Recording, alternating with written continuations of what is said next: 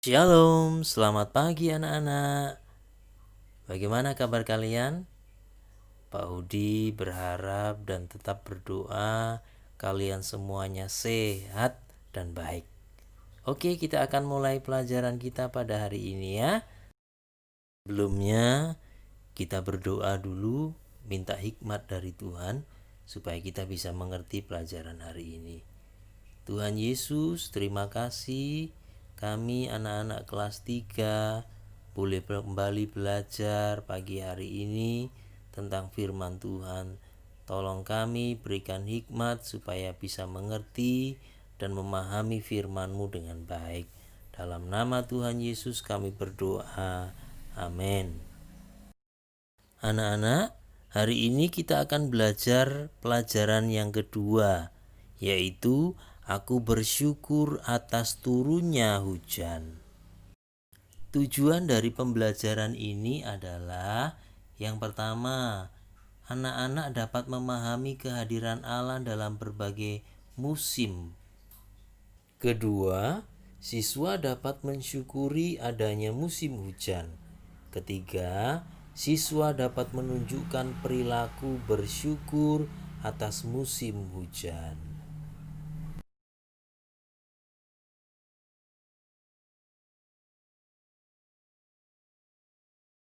Sebelumnya kita akan baca kitab Kejadian pasal 8 ayat 22.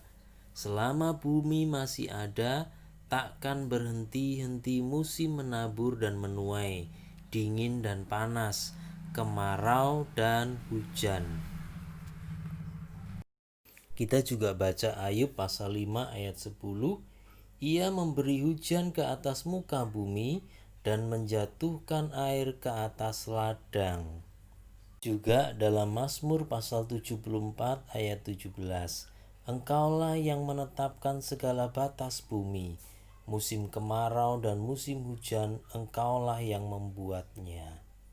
Berdasarkan firman Tuhan yang sudah kita baca tadi, kita bisa memahami bahwa semua musim yang ada, baik itu musim hujan, diciptakan oleh Tuhan. Lalu, mengapa Tuhan menciptakan musim hujan? Apa sih manfaatnya bagi kita? Anak-anak, semua musim itu adalah berkat dari Tuhan. Karena semua musim bermanfaat bagi kehidupan manusia. Musim hujan bermanfaat bagi para petani untuk mengolah sawah, menabur, dan menanam padi. Selain musim hujan, ada juga musim kemarau. Lalu apa manfaatnya ya? Musim kemarau berguna untuk memanen padi dan menjemur padi. Dan banyak sekali juga manfaatnya yang lain. Anak-anak, kita tinggal di negara Indonesia yang terletak di daerah Khatulistiwa. Indonesia adalah negara tropis yang memiliki dua musim, yaitu musim hujan dan musim kemarau. Pada musim hujan biasanya cuaca berawan, dingin, dan sering hujan. Tanaman tumbuh subur dan kita tidak perlu menyirami tanaman. Tapi pada musim kemarau biasanya cerah dan panas. Hujan jarang terjadi, hanya kadang langit berawan. Nah, kita juga akan belajar tentang kehadiran Tuhan di musim hujan dan musim kemarau. Anak-anak, ketika manusia di bumi berkembang menjadi semakin banyak, ternyata kejahatannya juga semakin besar. Tuhan lalu berencana menghukum bumi dengan air bah. Di antara orang-orang yang jahat di bumi, Tuhan melihat Nuh, seorang yang taat dan setia kepada Tuhan. Maka Tuhan menyelamatkan Nuh dan keluarganya. Tuhan menyuruh Nuh untuk membuat sebuah bahtera yang besar, sehingga ketika hujan deras turun selama 40 hari dan air menggenangi bumi selama 150 hari, Nuh dan keluarganya selamat.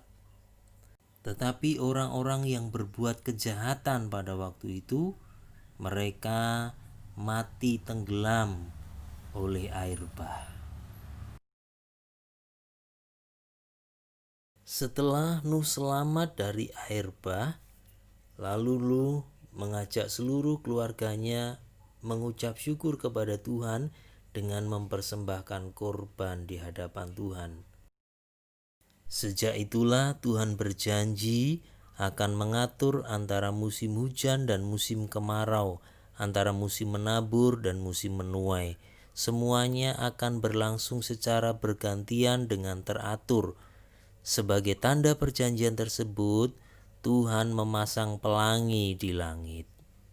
Melalui kisah ini, kita bisa belajar bahwa Allah itu hadir meskipun di suasana hujan yang lebat dan menakutkan, tetapi Tuhan hadir untuk menolong dan melindungi dan menyelamatkan umat-umatnya.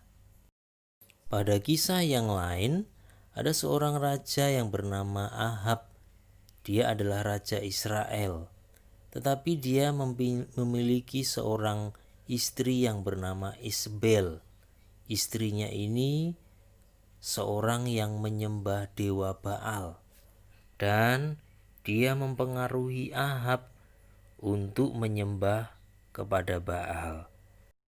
Tuhan beberapa kali memperingatkan Ahab supaya bertobat melalui Nabi Elia, tetapi Raja Ahab tidak mau bertobat.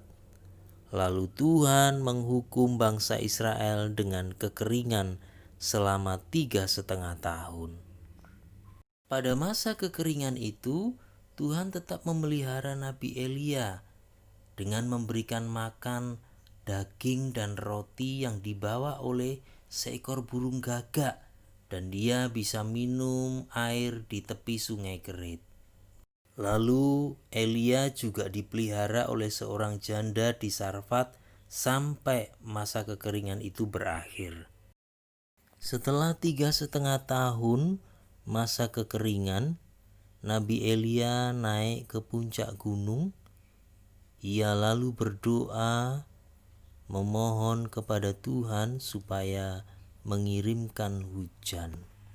Setelah berdoa sebanyak 7 kali, maka Tuhan mengirimkan hujan yang lebat kepada seluruh orang Israel. Anak-anak, kisah ini menunjukkan kepada kita bahwa dalam masa kekeringan pun Tuhan sanggup memelihara dan memberkati kita. Mari kita terima setiap musim pemberian Tuhan dengan penuh rasa syukur, dan kita manfaatkan semua musim dengan baik dan benar dan bertanggung jawab. Nah, anak-anak, dari pelajaran yang sudah Pak Udi sampaikan, Pak Udi merangkum: 1. Allah hadir dengan menciptakan musim hujan dan kemarau.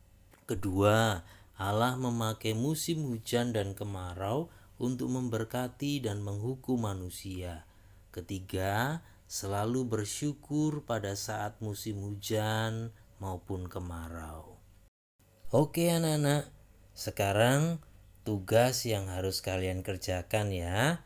Perhatikan.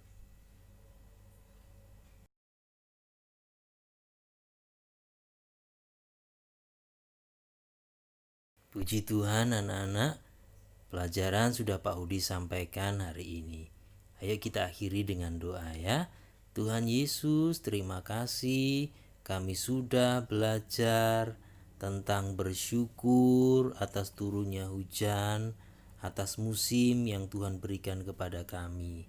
Terima kasih Tuhan, tolong kami supaya bisa mengerti firman Tuhan, sehingga kami tidak takut, tidak khawatir meskipun musim hujan ataupun musim kemarau.